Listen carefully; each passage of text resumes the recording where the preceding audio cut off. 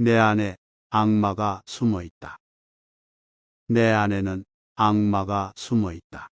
이 악마는 내가 느끼는 현재의 감정과 기분이 최선이라고 소곤거린다. 이것이 너에게 허락된 유일한 안식이라고 나를 세뇌시킨다.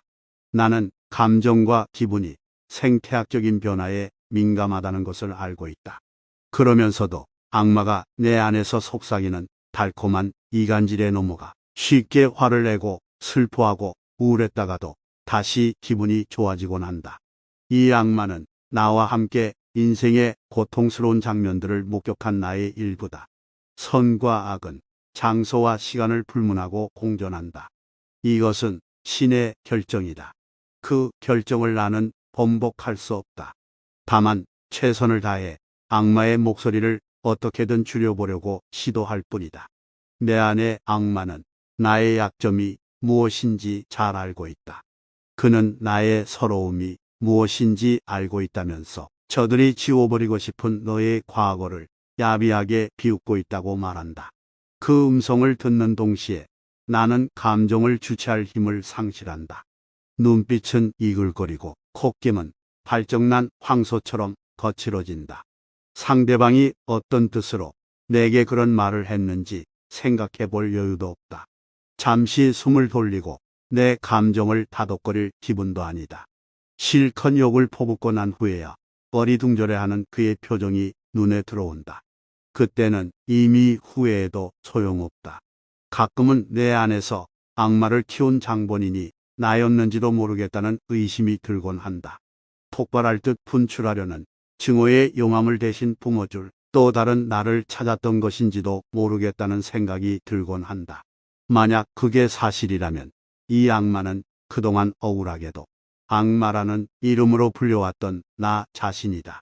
나라는 인간은 필요에 따라 나 자신을 악마로 만들어왔던 셈이다. 두려운 얘기다. 소름이 돋는다. 오늘처럼 내가 저주스러웠던 날은 없었다. 불성실한 행동, 타인에 대한 불순한 태도는 그 자태가 비록 아름다울지라도 결국에는 인생을 피폐하게 만든다. 사람은 자신의 위치를 깨달아야 한다. 우리는 선량한 삶을 살기 위해 태어났다. 더욱 선량해지는 것이 인간의 목표다. 그 같은 경지에 도달했을 때 육신을 붙잡고 늘어지는 온갖 종류의 욕망과 불만에서 벗어나게 될 것이다. 어떤 사람은 법을 통해 인간은 악으로부터 벗어난다고 말한다. 하지만 이 말은 틀린 것이다. 우리가 추구해야 할 삶은 강제성의 영향을 받아서는 안 된다. 내 안에서 우러나오는 진심만이 나를 인도할 수 있다. 법과 원칙에 따른 행동은 범죄를 저지르고 싶은 마음을 되돌리는데 불과하다.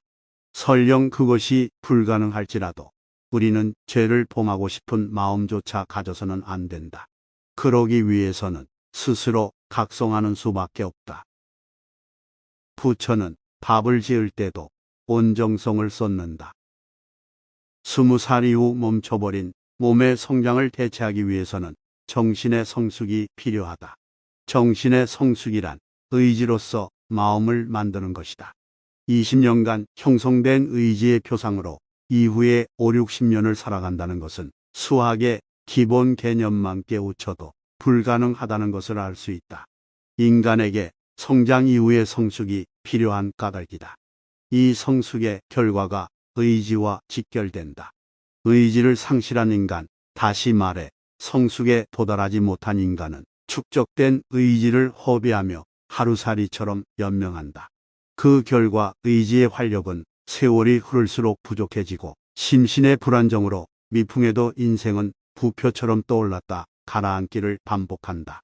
사소한 일을 목전에 두었다고 해서 우리의 마음조차 사소하게 만들어서는 안 된다.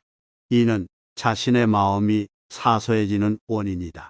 하찮은 것들은 삐뚤어져도 상관없다는 생각은 자신을 삐뚤어지게 만드는 추진력이다. 비록 하찮은 실천이라도 그 마음만큼은 존귀하다. 부처는 하다못해 밥을 지을 때도 정성을 다 쏟았다. 그 모습을 보고 제자가 부처에게 물었다. 사람이 어찌 이렇게 살 수 있습니까? 무슨 수로 그 모든 일에 열심을 다한단 말입니까? 그러자 부처는 사람으로 태어난 나의 처지가 미천하여 천한 일도 마다할 수 없기에 마다하지 않는 것뿐이다라고 대답했다. 성인으로 추앙받는 부처도 그리하였거늘 보통 사람에 불과한 우리의 삶이 경중을 따져 의지도 경중으로 나눈다는 것은 마음의 병, 다시 말해 의지가 병들었다는 것이 된다. 청소처럼 하찮은 일은 그 결과가 어찌되었든 내 인생과는 아무런 상관이 없다고 믿어버리는 것이 보통 사람의 일생이고, 청소일지라도 최선을 다한다면 겁만 닫고 끝나는 게 아니라 나의 내면과 정신이 닦여져 인생이 더욱 풍요로워진다고 믿었던 것이 성현들이 보여준 불굴의 의지다. 이를 뒤집어 생각했을 때 하찮은 일에도 최선을 다하는 것은 의지의 출현을 연습하는 중요한 행사라고 할 수 있다. 일생일대의 대사건이 발생하기를 기다리며 힘을 비축하는 것은 말이 좋아 비축이지 방관에 지나지 않는다. 과거의 성현들은 하찮은 일에도 최선을 다했기에 큰일이 닥쳤을 때 이를 두려워하지 않고 자신의 의지를 관철할 수 있었다. 반면에 이름도 남기지 못하고 사라진 보통 사람들은 하찮은 일을 하찮게 생각하며 의지와 상관없다고 안일하게 여겼다가 결과적으로 일생을 하찮게 보냈다고 할 수 있다. 죽음마저도 자연의 일부이다. 우리의 인생이 낮에 잠깐 꾼 꿈과 같다면 우리가 태어나기 전과 죽은 후에 펼쳐진 무수한 시간은 끝나지 않은 기나긴 밤과 같다. 겨울을 앞둔 곤충의 삶을 관찰해보자. 어떤 녀석은 동면을 대비해 굴을 파고 어떤 녀석은 봄의 부활을 위해 고치가 되기도 한다. 그리고 곤충 대부분은 겨울과 함께 찾아온 죽음의 신에게 안겨 영원히 수면에 들어간다. 그 전에 적당한 곳에 알을 낳는 것으로 태어남의 의미를 확인한다.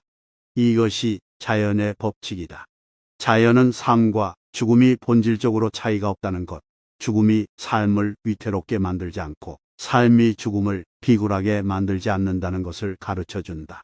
곤충이 알을 낳고 동면에 들어가는 것과 알을 낳고 그 밑에 사체로 쓰러져 다음에 봄에 태어날 새끼들에게 먹이로 공급되기를 희망하는 것은 밤에 내일 입을 옷과 먹을 음식을 준비하는 인간의 생활과 다를 바 없다. 우리를 둘러싼 거대한 자연은 개체의 삶과 죽음이 자신과 관련이 없으며 특별히 관심을 가진 적도 없다고 말한다. 그 증거로 동물과 인간의 생명은 사소한 우연에 맡겨져 어이없이 죽어간다. 지금 당장 거리로 나가보라. 이름 모를 벌레들이 기어다닌다. 당신의 걸음이 한 발자국만 어긋나도 그 벌레는 삶에서 죽음으로 옮겨진다. 풀잎 사이를 느릿느릿 기어가는 달팽이를 보라. 몸을 움츠려 도망칠 수도, 불과 톡으로 자기보다 약한 생물을 사냥할 수도, 동굴에 숨을 수도 없다. 달팽이 집에 몸을 숨기는 게 고작이다. 다른 생물의 질 좋은 먹잇감으로 사냥당하는 운명에서 벗어나지 못한다. 그래도 달팽이는 여전히 풀잎 사이를 힘겹게 기어다닌다. 그런가 하면 물고기는 우리가 손으로 움켜잡을 수 있는 개울가를 유유히 헤엄치고 다니지만 손으로는 잡기 힘들다. 몸집이 둔한 두꺼비는 개구리와 똑같은 모양새의 뒷다리가 있지만 기어오르지 못하고 애써 잡목 틈에 둥지를 만들고 새끼를 쳐도 매는 공중에서 이 어린 것들의 목숨을 노린다. 갈대와 비슷한 색깔로 위장한 사슴도 늑대의 코를 피하지는 못한다. 강한 동물은 약한 동물의 피와 살로 연명하고 약한 동물에게는 강한 동물의 발톱과 이빨에 대항할 만한 방어 수단이 없다. 시시각각 다가오는 생명의 위협에도 무심히 불을 뜯고 물가를 거닌다. 자연은 그의 피조물들을 알몸으로 내쫓았다. 약한 피조물은 강한 피조물의 위장을 채워주기 위해 생존을 연명해도 자신의 처지에 낙담하여 스스로 생을 포기하지도 않는다. 자연은 그들을 불쌍히 여기지도 않아서 맹목과 우발과 우연에 피조물의 한 번뿐인 생애를 의탁하고 있다. 자연이라는 우주의 어머니는 자신이 낳은 자녀들을 무수한 위험과 고난 앞에 방치한 채 방관만 하고 있다. 그들이 죽더라도 다시 자기 품으로 돌아오는 것을 알기 때문이다.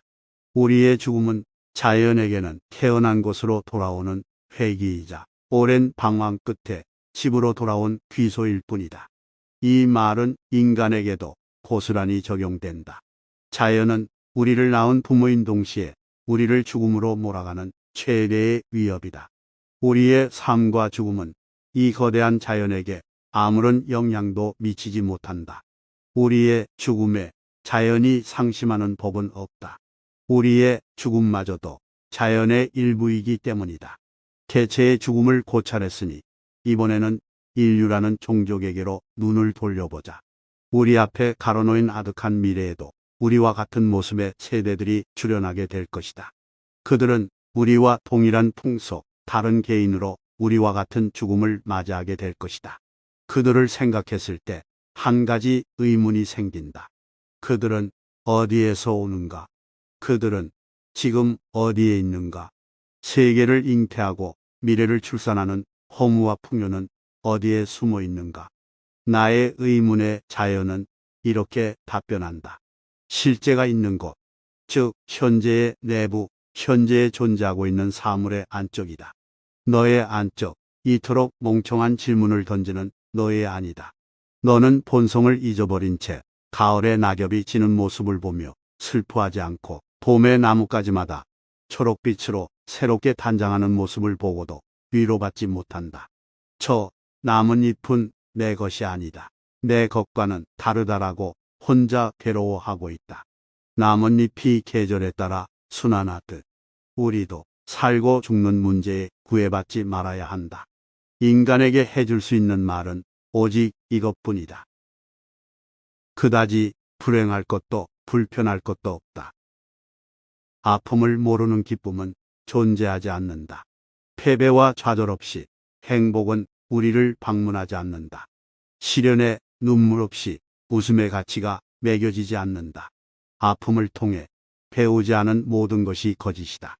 적어도 인생이란 무엇인가라는 질문에서 그러하다. 그 질문에 대한 모든 대답이 아픔이다.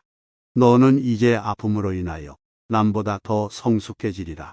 나무는 빗물을 마시고 자라며 인간은 자기가 흘린 눈물로 갈증을 해소한다. 후회하지 말고 눈물을 거둬라. 내가 스스로 진실을 선택하게 될 때까지 씨앗을 뿌리고 삶의 밭을 일궈라. 아름다움은 상처 입은 가슴만이 발견할 수 있다. 그 벅찬 기쁨을 위해 아름다움은 저렇듯 신비한 모습으로 나의 이마 위를 떠돈다. 누구나 한 번쯤은 인생에서 동요를 느낄 때가 있다. 항구를 출발한 배는 필연적으로 파도를 거슬러야 한다. 인생도 마찬가지다. 태어남은 동요를 수반할 수밖에 없다. 흔들리지 않는 것은 인생이 아니다. 의심이 가지 않는다면 신앙이 아니다. 천부적인 재능을 타고난 젊은 청년들이 출발선을 떠나보기도 전에 인생을 포기하는 이유는 지나치게 일찍 주위를 둘러봤기 때문이다. 천부적인 재능을 타고난 주인공이 자신임에도 이 무대에서 자신이 주인공이라는 것을 깨닫지 못했기 때문이다. 인간은 모든 것이 가능하다. 신을 존재하게 만들 수도 있고 존재하는 신을 저주할 수도 있으며 그를 위해 목숨을 바칠 수도 있다. 그리스도를 십자가 형틀에 매단 것도 인간이었고 그리스도의 죽음을 보고 하느님의 아들이라고 고백한 것도 인간이었다. 인간은 가장 극렬한 고통도 신의 은총으로 감사할 수 있다. 또 다윗처럼 신의 은총을 간음의 기회로 전락시킬 수도 있다. 다윗의 간음을 필책한 예언자 나단의 말처럼 인간은 한 마리 양으로 신을 만나고 자기 우리의 100마리를 채우려고 가난한 농군의 어린 양 한 마리를 빼앗은 후 신께 감사의 제사를 올리기도 한다. 인생에서 가장 불가사의한 현상은 오직 인생뿐이다. 우리가 현재 살아있다는 것, 살아있음을 의식한다는 것, 그리고 우리가 존재하지 못했던 먼 옛날에 감사하고 우리가 존재할 수 없는 먼 훗날을 위해 노력한다는 것. 이는 육체의 수수께끼 같은 현상, 즉 겉으로는 멀쩡해 보이는 사람이 신경병이나 뇌전증에 걸려 고통스러워하는 모습을 보게 되었을 때 느끼는 당혹감과 유사하다. 하지만 이런 문제를 너무 심각하게 고민해서는 곤란하다. 이에 대해서는 지나치게 깊이 생각할 필요가 없다. 인생과 맺은 젊은 날의 약속을 내가 먼저 파기하지 않는 한 우리의 인생은 나와의 계약을 어기지 않는다. 그 대신 우리는 인생이 베푸는 절망을 거부해서는 안 된다. 이를 의심하지 않는다면 인생도 그다지 불가사의한 현상은 아니다. 그다지 불행할 것도 불편할 것도 없다. 우리에게 신이 필요한 이유. 그리스 사람들은 필요에 의해 신이 출현했다고 여겼다. 세계가 신을 필요로 했고 신 또한 세계를 필요로 했을 것이라는 주장이다. 신이 인간을 필요로 했고 인간도 신을 요구했다는 개념은 인간의 가치를 최대한으로 확대 해석했기에 정서적 만족을 준다. 따라서 훌륭한 가르침이다. 고대 페르시아에서는 선한 신과 악한 신의 투쟁에서 세계가 파생되었다고 믿었다. 신들의 싸움에서 태어난 인간 또한 선과 악 둘 중 하나를 택할 수밖에 없다는 숙명론을 펼쳤다. 이 또한 수긍할 수 있다. 하지만 유대교만큼은 납득도 용서도 못하겠다.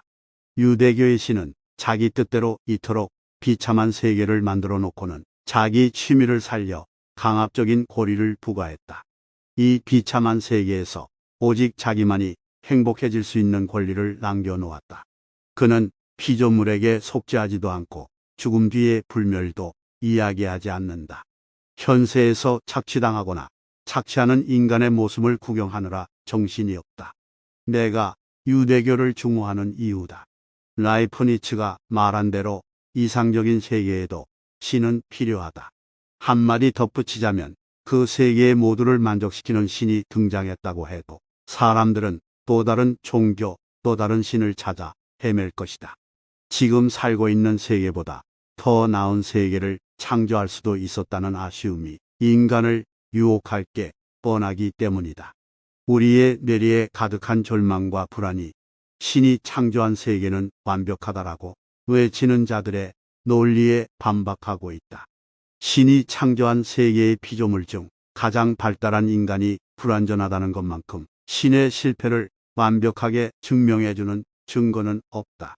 성서의 기록대로라면 자신의 생김새를 본떠 만든 인간의 존재야말로 신의 열악함을 확인시켜주는 논리적 결과물이라고 해야 할 것이다. 반면에 세계는 인간이 저지른 죄과의 응보이며 인생은 그동안 인류가 저지른 죄에 대한 보복이라고 말한다면 우리가 사는 세계의 부조리와 잔인성에 고개를 끄덕이게 된다. 세상은 점점 더 살기 힘든 곳이 되리라는 비관론자의 주장에 공감할 수밖에 없다. 우리의 고뇌와 고통과 광기의 연민을 느낄 수 있다.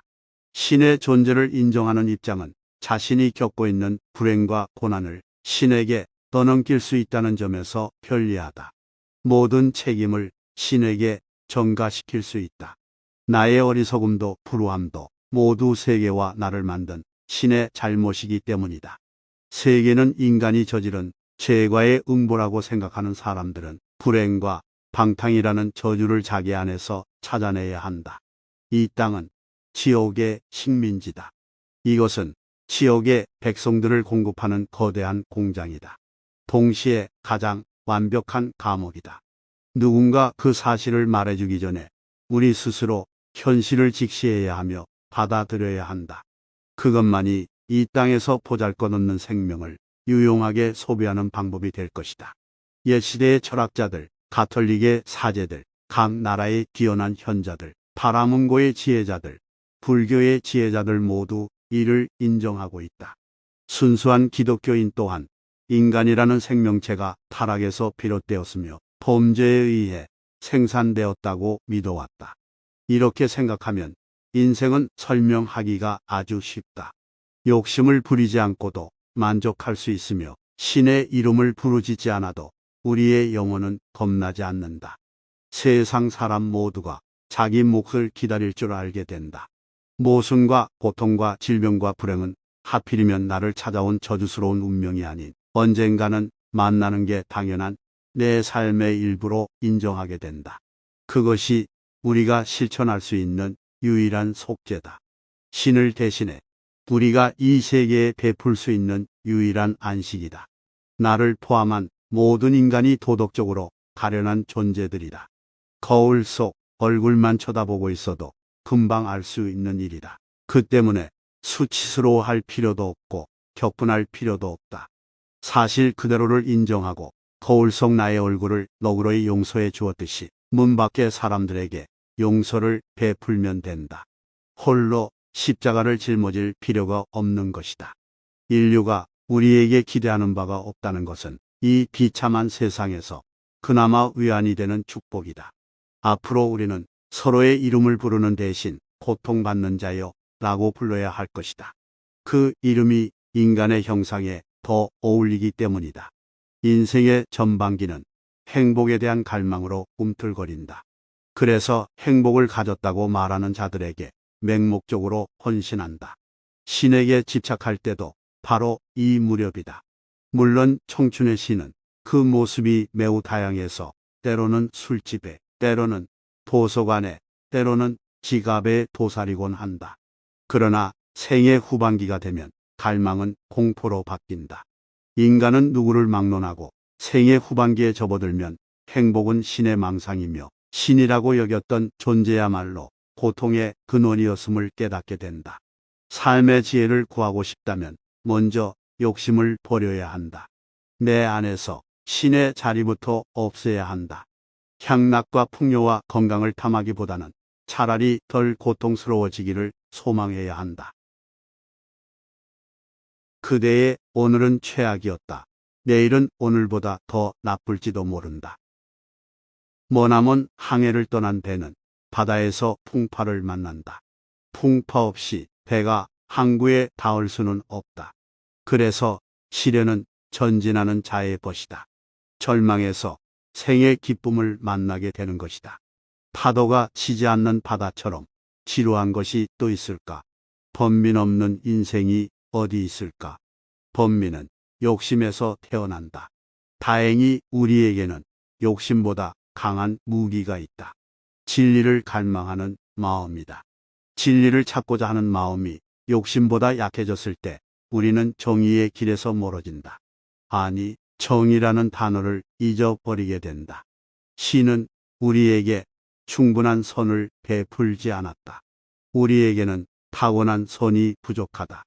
신이 우리에게 베푼 선으로는 선과 악을 판단하는 정도밖에 쓰임이 없다. 우리 안에 선한 성질이 있다는 것은 우리가 선하게 살 수 있을지도 모른다는 가능성에 불과하다.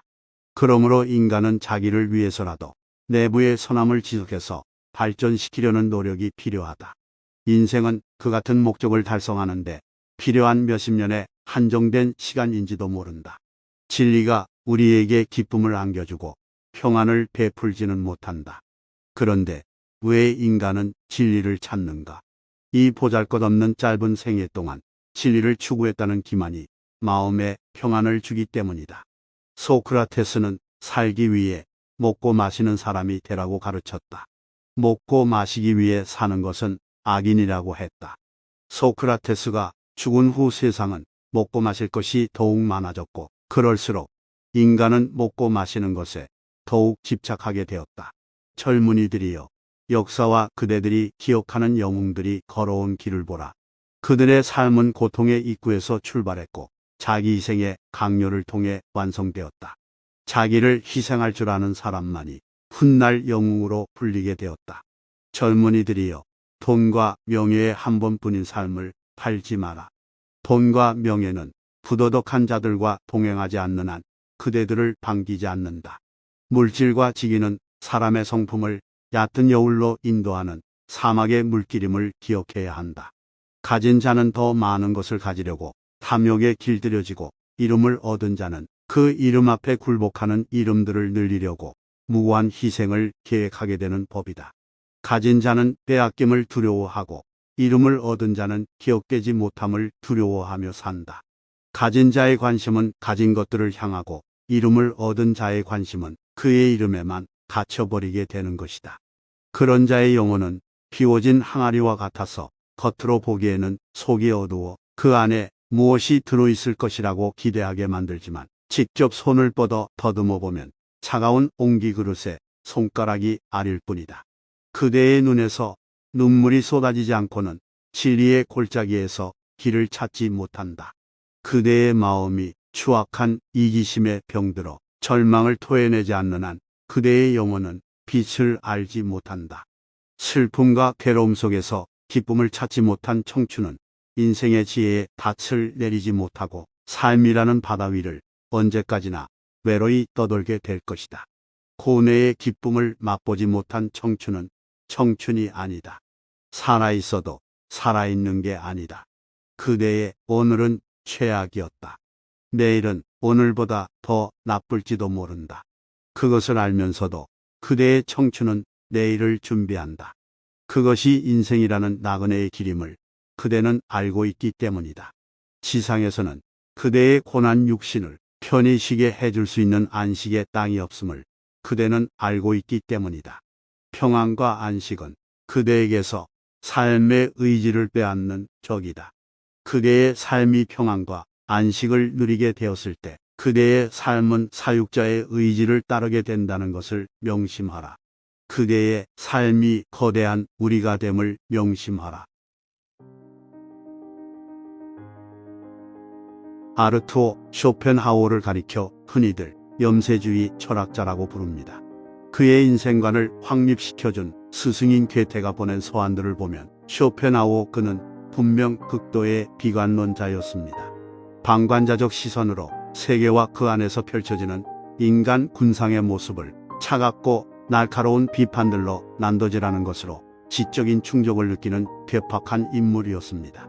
그리고 쇼펜하우어의 이런 염세주의 성향은 그가 살아온 환경에 의해 형성된 삶의 결과물이라고 할 수 있습니다. 쇼펜하우어의 인생은 소망하는 바가 이루어지지 않는 오히려 소망했기에 정반대로 고통이 부과되는 악순환의 반복이었습니다. 그의 젊은 날은 사랑했기에 여인들로부터 상처받아야 했고 지적으로 뛰어난 재능을 발휘하면 발휘할수록 세상의 혐오에 시달렸으며 사람들에게 상식과 정의를 요구할 때마다 그는 사람들로부터 멀어져야 했습니다. 그런데도 우리가 오늘날까지 쇼펜하우어를 기억하고 그가 남긴 저서에서 인생의 해답을 찾으려는 이유가 무엇일까요? 모두가 알다시피 그는 행복과는 거리가 먼 인생을 살았고 그가 우리에게 들려주는 말은 불안과 좌절, 고통과 절망뿐이었음에도 우리가 쇼펜하우어를 잊지 않고 찾아가는 이유는 쇼펜하우어가 인생 그 자체를 텍스트 삼아 삶의 고통을 철학으로 승화시켰기 때문일 것입니다.